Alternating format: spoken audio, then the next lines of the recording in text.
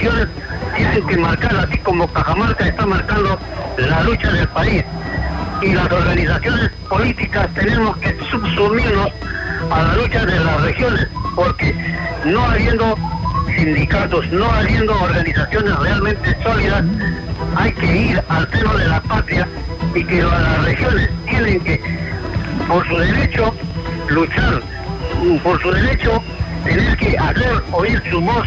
No es posible que la corrupta república de los partidos quiera domesticar, incluidos a los presidentes regionales, bajo pretexto de echarles de multa, o sancionarlos, o revocarlos. Eso tiene que hacerse con el gobierno central, que prácticamente está sirviendo a los intereses transnacionales.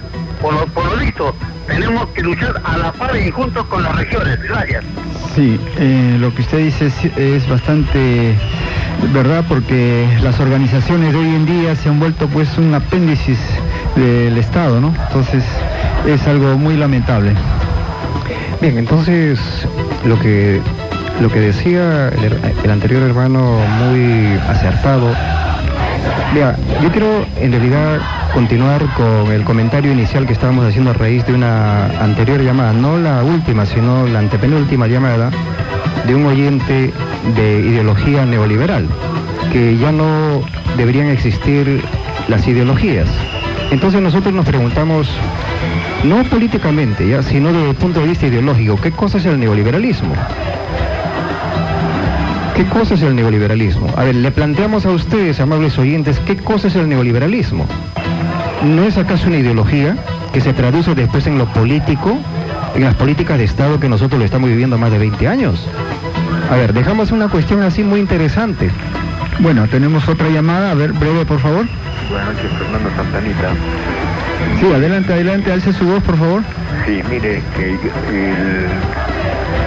hubo una opinión de un pro minero en Cajamarca que decía que en realidad no eran cabecera de cuenca, que las lagunas se podían mojar, pero es totalmente falso, porque cuando nosotros observamos, bueno, nosotros estamos en Lima, kilómetros de, ¿no? Pero los cajamarquinos que están defendiendo con su vida el ecosistema, ¿no? Y nosotros que vemos los videos y las fotos de las lagunas, ¿no? Entonces, ¿qué nos damos cuenta de que en realidad son cabecera de cuenca, origen de la vida del río? ¿Por qué? Porque si no fuera así, se rebalsarían las lagunas, ¿no? Porque va discurriendo y originan ríos. Y de lo contrario, si no fueran cabecera de cuenca, estarían vacías, ¿no? Porque no se van a mantener, se vaciarían, recorrerían, ¿no es cierto? Porque por gravedad, ¿no es cierto?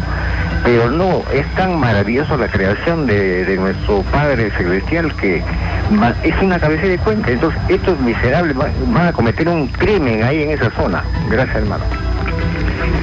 Sí, muy interesante lo que usted dice, y la verdad es eso, pues, de que nuestros hermanos con la vida defienden, ¿no? Y eso para nosotros es algo admirable, ¿sí? Sí. Mira, acabamos de estar, mire, a nosotros no nos gusta hablar cosas personales, ¿ya? Pero acabamos de estar en las cabeceras de cuencas de algunas lagunas, hemos visto los humedales, y de verdad nos estremece la forma como nuestros hermanos campesinos están luchando por el ecosistema. Ustedes probablemente han visto por fotos, por televisión, pero estar en el mismo lugar de los hechos nos estremece verdaderamente la lucha de nuestros hermanos campesinos. Es verdaderamente estremecedor ver dónde se forman las aguas que van descendiendo después para nuestros hermanos campesinos, nuestros malamente llamados animales, y que después hay que el agua que discurre para la siembra. Sí, bueno, tenemos otra llamada, adelante por favor. Buenas noches. ¿Me escuchan? Sí, adelante hermana, sí, están al aire. Yo creo que Gregorio Santos ya debe pedir pues referéndum por la Constitución 79, ¿no? Y que se cumpla el artículo 307. Es urgente, gracias.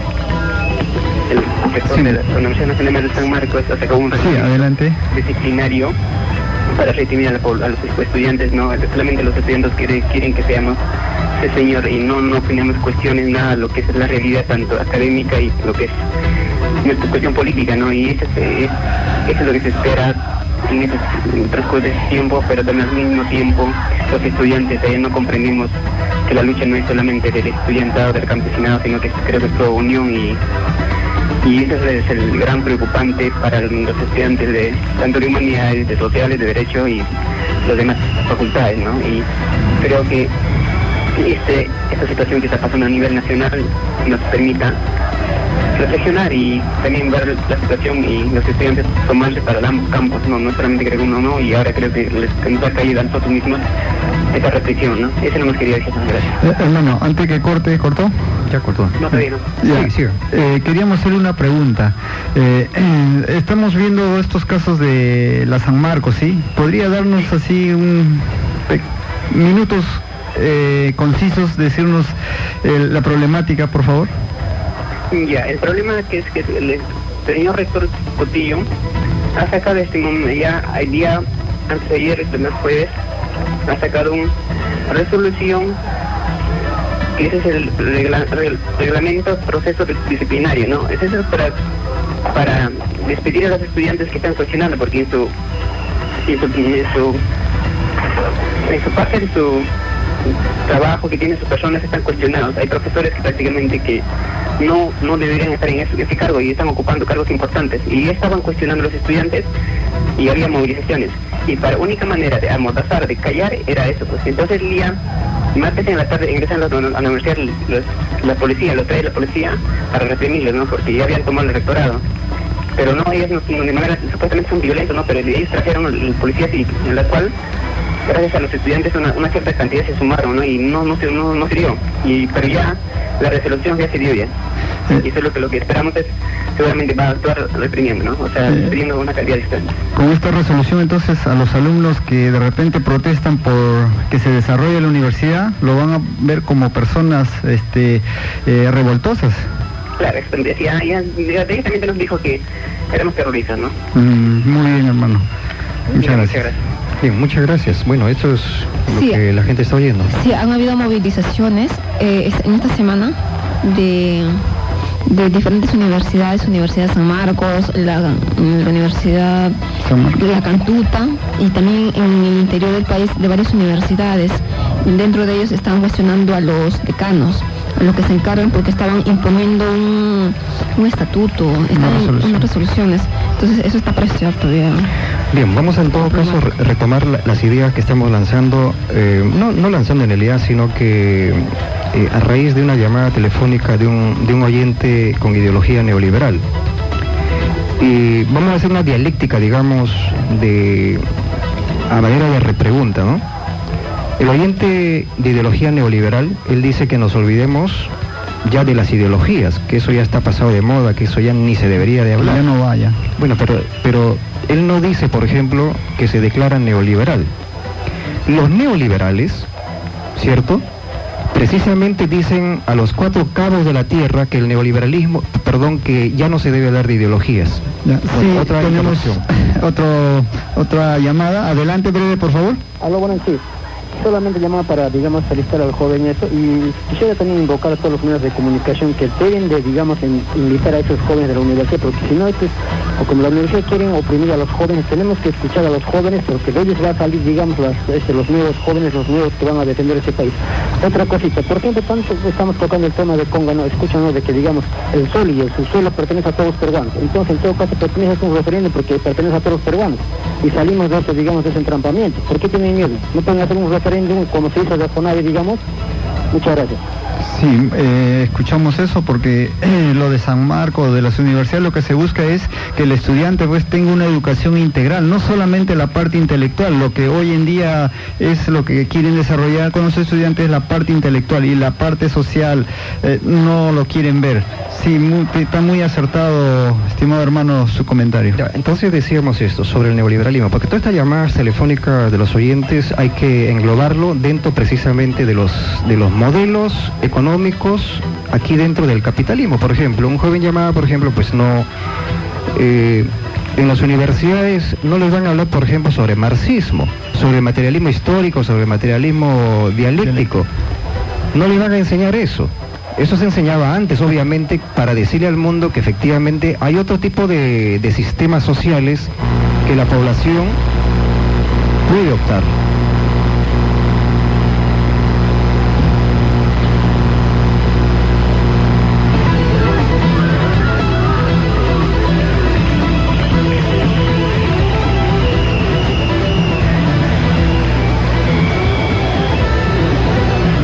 Entonces, decíamos esto, que ahora eso no se enseña en las universidades porque los han quitado como parte de la política neoliberal en el sistema educativo.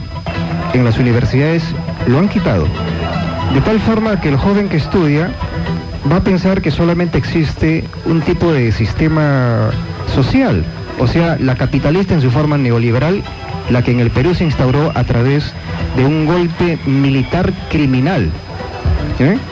Entonces, pero en la actualidad, objetivamente, concretamente, la lucha de clases entre ricos y pobres se sigue dando no solamente en el Perú, se sigue dando a nivel mundial. Entonces, decir de que ya no hay que hablar de la lucha de ideología es parte lo que, por ejemplo, el revisionismo históricamente con Nikita Khrushchev eliminó una de las bases fundamentales del marxismo, que es la lucha de clase. Es decir, bueno, ya no hay lucha entre ricos y pobres, ¿ya? Ya no hay lucha de clase, por si acaso. Por lo tanto, tiene que haber una coexistencia pacífica entre burguesía y proletariado, entre ricos y pobres. Ahora tenemos que convivir pacíficamente. Entonces, ¿eso cómo se traduce políticamente, económicamente, socialmente? ¿No? En que todos somos, por decir, ¿no? Todos somos peruanos, ¿ya? Y entre nosotros, en aras de la unidad de los peruanos, no debemos confrontarnos entre ricos y pobres. Hagamos que este país prospere, ¿ya? Para que las inversiones vengan aquí, entonces a partir de allí se genere trabajo.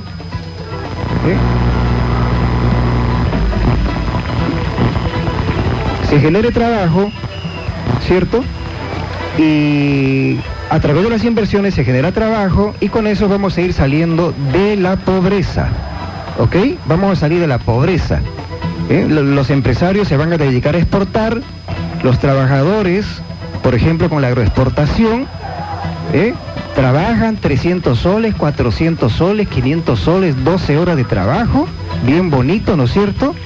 Y así vamos a ir creando fuente de trabajo, con derechos laborales o sin derechos laborales. ¿Ah? Uno me dirán con derechos laborales, sí, pues, pero lo están camuflando como si fueran derechos laborales, 15 días de vacaciones, etcétera, con una superexplotación que en realidad es otra forma de la esclavitud. Eso es el neoliberalismo. Y el neoliberalismo es represión, es dictadura. Lo estamos viendo en Cajamarca y aquí enlazamos un comentario muy importante. Si el capitalismo dice que es democrático, ¿por qué no le da una solución política viable a través de un referéndum o una consulta popular en Cajamarca? Para una solución pacífica políticamente. ¿Por qué no lo hace? No lo hace porque sencillamente temen a las masas y las decisiones de las masas, que hoy están activamente opuestos a esta imposición de la bestia capitalista a la cabeza del cachaco Ollanta Humala. Este arrastrado oportunista, que ha sido comprado su conciencia con el oro de la bestia, no se atreve a tomar una decisión viril, varonil, histórica, que le dé una amplitud democrática a la población a través de la aplicación de un referéndum en Cajamarca. ¿Se dan cuenta ustedes que en el capitalismo y su modelo neoliberal es inherente la dictadura? Porque esto es dictadura. Esto es dictadura. El Perú vive en una constitución dictatorial, en la cual el cachaco Ollanta Humala cuestionó y dijo: esta constitución política fujimorista es delincuencial. Ok, entonces le tomamos la palabra. Entonces usted, señor Ollanta Humala, es un delincuente, porque usted está gobernando con la constitución delincuencial y está haciendo cumplir las leyes, o la constitución y las leyes y los reglamentos y las resoluciones de los delincuentes, y usted es parte de esa delincuencia, porque está haciendo cumplir el espíritu de esa constitución dictatorial, criminal, genocida, y quiere imponer eso como sus antecesores lo que está sucediendo en Cajamarca. Atrévase a ver. Una decisión pacífica política y pasa la historia. Y de paso la burguesía le da un golpe de Estado, pero pasa la historia. Pero no lo va a hacer. No lo va a hacer porque hoy está arrastrado y usted es un títere de la bestia, nada más. Entonces no lo van a hacer.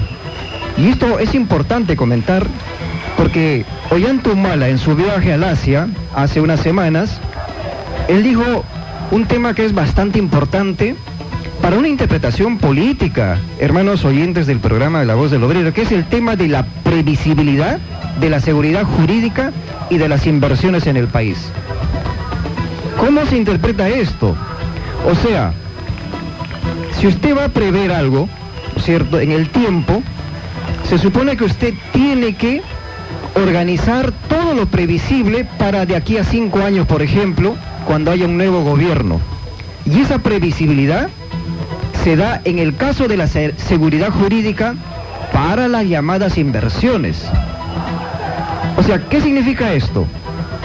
Que cuando Ollanta Humala, si llegase a terminar los 5 años de dictadura neoliberal, el próximo gobierno, sea con elecciones o sin elecciones, va a seguir aplicando las mismas políticas, los mismos acuerdos jurídicos que estableció el anterior gobierno. De tal forma que Ollanta Humala dice, nos guste o no nos guste, tenemos que defender la seguridad jurídica de las inversiones. El próximo presidente dictatorial que ingrese a través del fraude electoral dirá igualmente, tenemos que aplicar la seguridad jurídica, pero se presentarán con un lenguaje de izquierda reivindicador en contra del neoliberalismo. Una vez llegado al poder político, utilizarán los mismos lenguajes camuflados con otra vincha, con otra forma, con otro ropaje de la bestia, nada más.